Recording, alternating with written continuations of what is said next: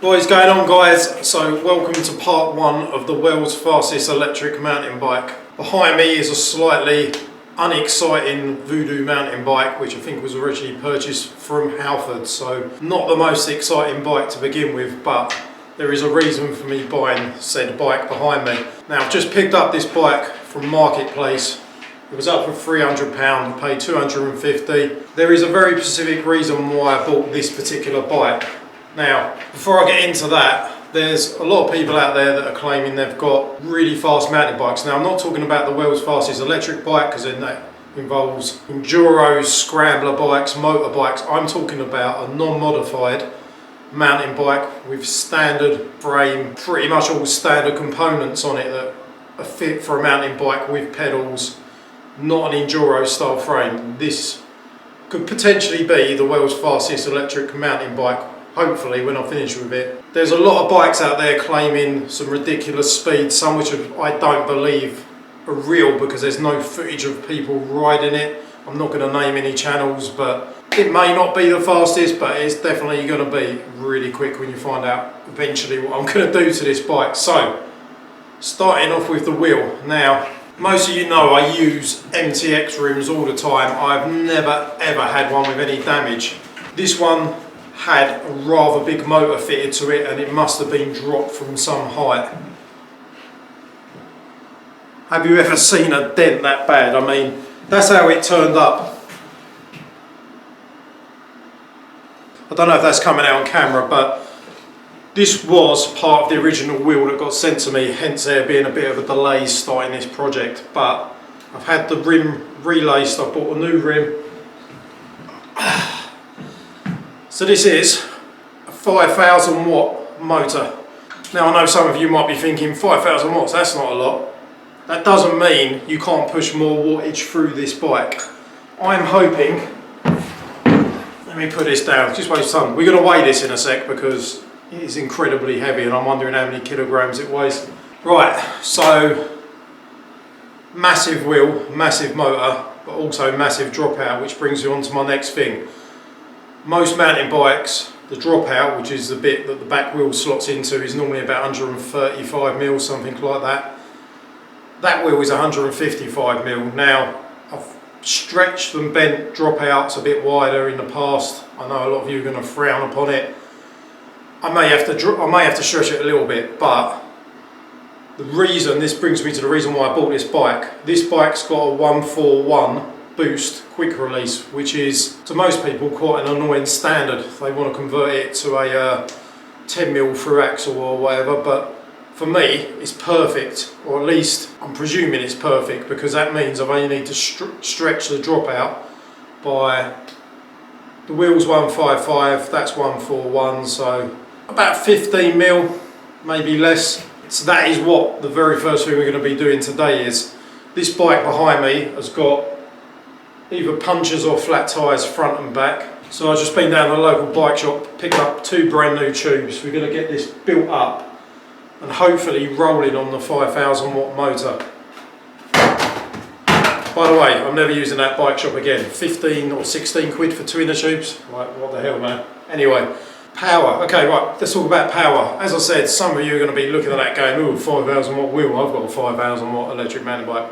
You know, just because it says it's 5,000 watt, I don't want to hazard to give too much away yet, but I estimate to make this electric mountain bike build somewhere between 18,000 watts and 30, maybe 30 plus thousand watts, depending what my battery setup can handle. So we're talking a lot of power and a lot more of a complicated build, hence this being part one. So this project is going to fall down on its arse. If I cannot get that wheel built up and fit in this frame, then the project's a no-go. So first things first, will this wheel fit the bike? So that is exactly what we're going to do. First things first, I'm probably going to change the front inner tube. I don't know actually. Let's just get it upside down on the side. Because if I do the front inner tube and it turns out the back don't fit, then I'm going to be all sad. I don't know, let's get it upside down.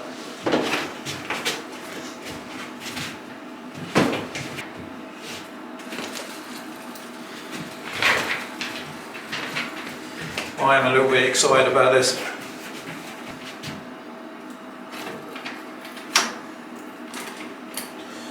Well, that was nice and easy. So far so good. I'm not going to risk reusing the inner tubes. They might be fine, but I'm probably going to stick just a new pair of freshes in here, just because the absolute speed that this bike should be able to achieve. Shout out to Sam Pilgrim. I've got to admit, I think I was watching his bike where he was over in Gran Canaria or Spain. He sent it down a massive dam. I think he was trying to achieve 60 miles an hour, and I saw that he hit 59 point something. Shout out to Sam, massive pair of balls on him. We should be smashing that speed. We're not going to have...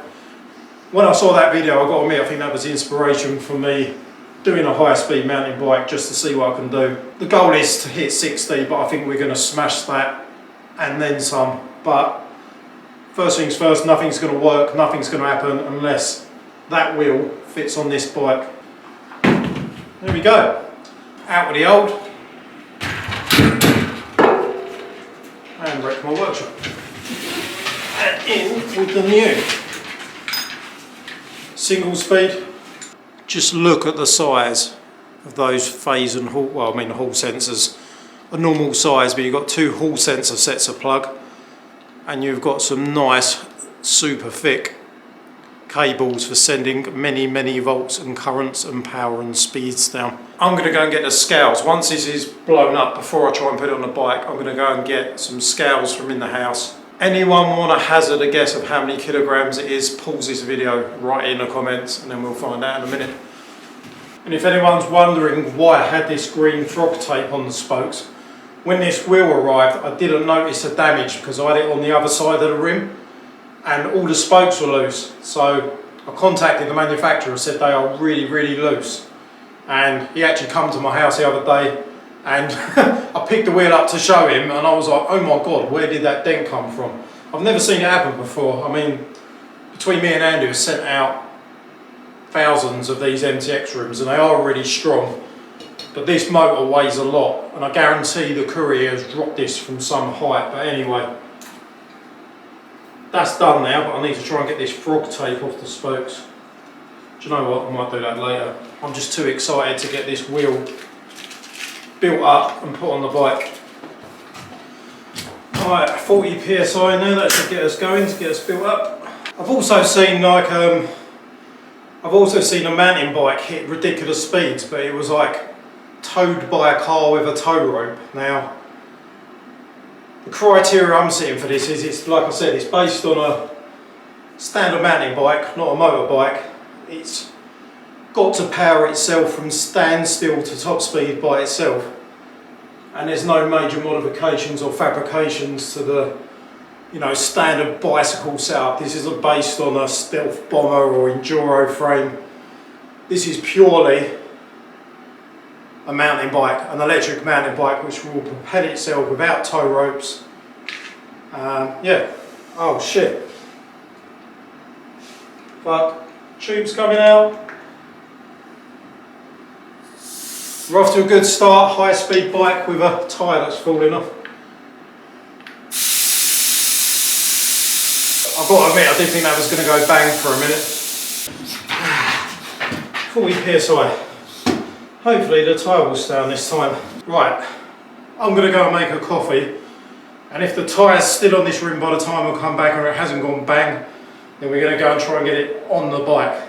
We are fast approaching the stage of trying to fit this wheel on the bike, so I know this is a bit ridiculous. I've got the 160mm brand new disc on there, and to be fair, I know a lot of you are going to moan in the comments, but it will, a decent set of mountain bike brakes, I'm not saying it's suitable for a bike that's going to do the speeds as it do, but it will get us up and running without issue. If I just want to run this thing up a bit, get a feel for it and tune it, standard brakes are going to be fine. I may upgrade them to something a little bit better. I'm not going to go crazy on it because this project's all about just doing one high speed run, and you know, well, I'll say I'm not going to daily this as a street bike, but we'll see, we'll see. Right, so the issue I had was the standard spacers you get on a mountain bike axle do not fit. Now I was going to have to go to a fastener shop and waste time and delay possibly getting the first stage of this done today, but I have got a electric motorbike wheel over there with a 5,000 watt motor that I'm going to use on another project later this year. I've used the spacers off of that. I mean, this is a bit of a different setup. It's got a sort of spacer with a big notch cut out of it to protect these cables. It's got a little spacer that goes on there. I've got the little spacer with the notch to sit in the dropouts. And again, on the other side, I've just used one spacer. It's pretty thick, so I don't know if that's going to take the 155 dropout all the way up to, like, say a good 160. So we're starting with 141, so I'm not looking forward to trying to drop this in that frame. I mean, to be honest, I could do with my son or someone being around to help give it some gentle persuasion, but I'm going to give it a go. What is the time? I'll put my phone watch on charge. Anyway, I'm going to give it a go now. I'm just mentally preparing myself to fight this wheel to get it in position. Got to do it right. There's no video if I don't do it. There's no world's high-speed record attempt if I don't do it. So let's do it. I think we should take the caliper off to begin with. Right, that looks tight, really, really tight. I'm going to take the caliper off because there's no way it's going to line up. I am wondering at this point whether to try jacking it up a little bit of a hydraulic jack, but let's just have a try without the brake on. I knew this was never going to be easy, but nothing good ever is. Grab that end of the both bars. We're going to try and just pull it a bit. Right.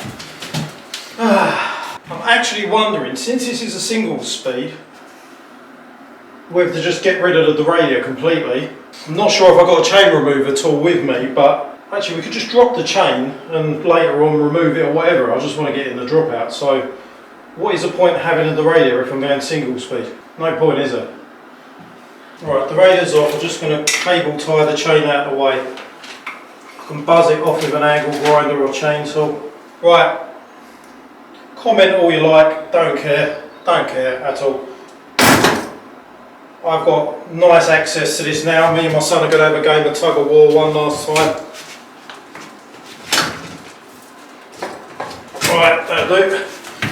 Right, now let's see how far out this is. Miles out this side. I'm thinking we might need to jack the frame. Jack the frame a bit. I would say we're up. I'd say we're nearly 2 inches out. 1 inch to 2 out. It's pretty bad to be fair. Whose idea was this? Right, car trolley jack there. Yeah, 141, which is to be expected. That's why I bought this bike instead of a 135. Now we're going to try. I mean, I know you're going to say in the comments you shouldn't really stress alloy, you can get away with it with steel, but we have no choice here. This project ain't going to work unless we can get that wheel in and change the dimensions of this frame by brute force.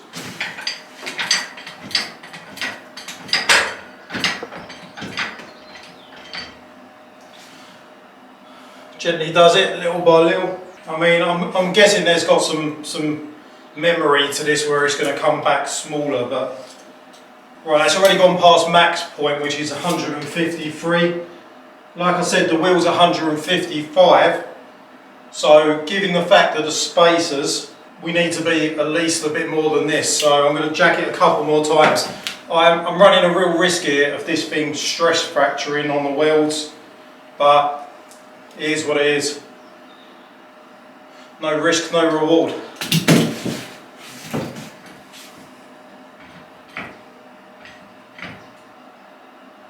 Right, I would say we're well over 155 now. This thing maxes out 153, and it's probably at least 1 inch more than that. I'm debating whether to jack it just a little bit more, I don't know. It's looking crazy right now. I'm really glad I got a 141 boost, because a 135, that would have meant a whole extra centimetre or so. This is why I've chose this bike, for this reason. I knew this was going to be difficult. Checking the welds. Right, I'm reluctant to go any more than that now, because that is really pushing the boundaries of what I think is going to hold. We have no other form of measuring that's more than 25 or so centimetres, so we're just going to have to try this now and hope that it's got to be better, right? Not sure if this is just going to squish back down to the original size, whether we've gained anything. That has squished down a lot, I think. Let's see if that's made any difference. Come on, Steve, get it together. You've had 2 coffees. Right, here we go. Keep going. Yes, we're getting somewhere. Give me the plastic mallet. Yes!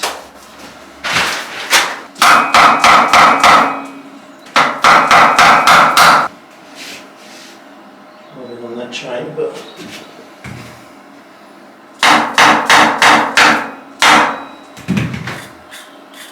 Freewheel moves. I need to move this chain out of the way to check whether it's... Pass me these snips, there'll be little blue snips down there. Is that getting cool? Hold on, are the cables touching? Slide that sheath back down. Separate the phase cables. Yeah! I thought it wasn't on properly, guys, but it was just these phase cables. As soon as Lewis touches these thick cables together, e-braking. This is e-braking. Take the cables apart, rolls. Put them together, let it roll. Use it to brake. Look at that. She's on! Sweet. I'm not worried about torque arms, because that's just literally spinning the bolt off and figuring out the torque arm. I'm just going to tighten up the nuts, because we love tight nuts on Do Stuff. And then, what else are we going to do? That was the main thing to do today, but I am going to show you the controller, and I'm actually going to size up the controller to see if it'll even fit on the bike, because the controller I've got is the biggest controller I've ever got. It's close to an electric car controller than it is an electric bike, put it that way.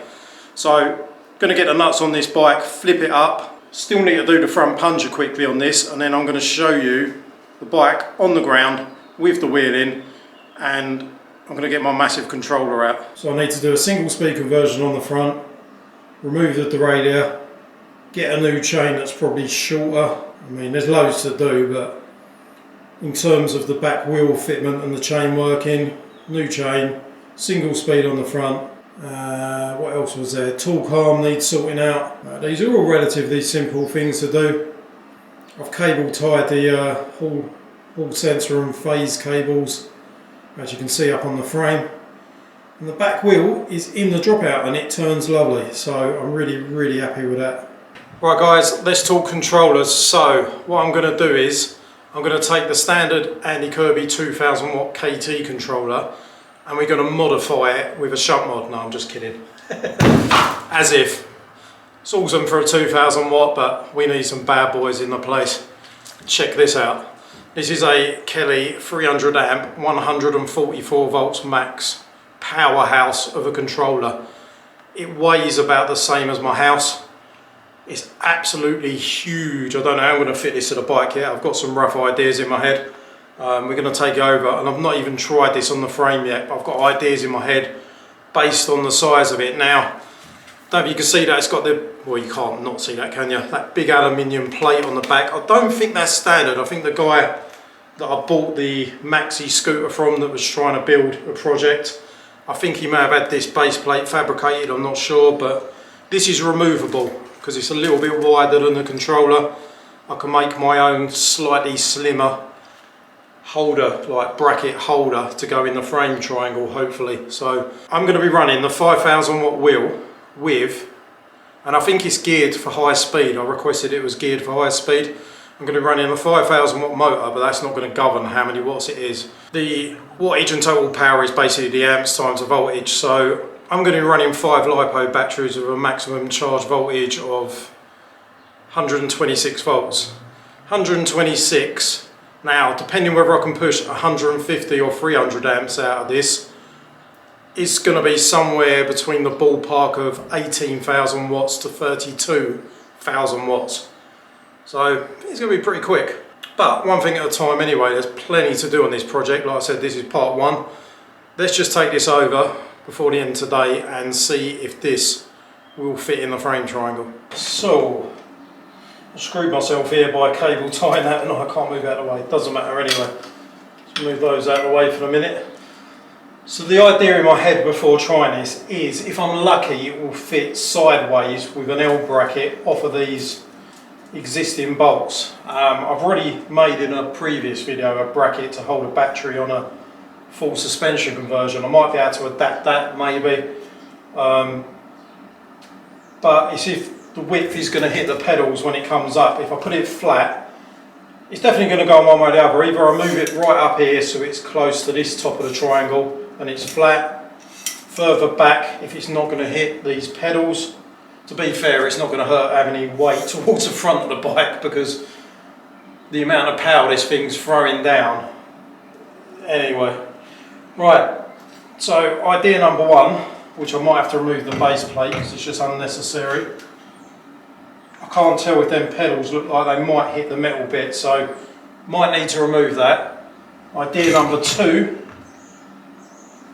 mount it and have some kind of stop bracket so it sits with the weight of it pushing and butting up against the little ledge. That could work. And idea number three, I don't think this metal plate's going to fit, but if you can imagine it without the metal plate, I'll put it on this side,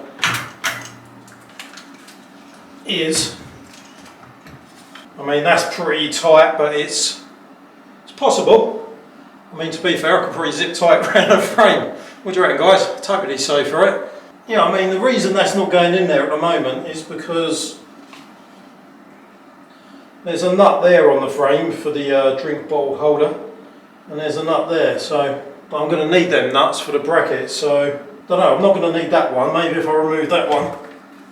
This might seem silly moving a nut that big, but with this size controller, every single bit of space counts, so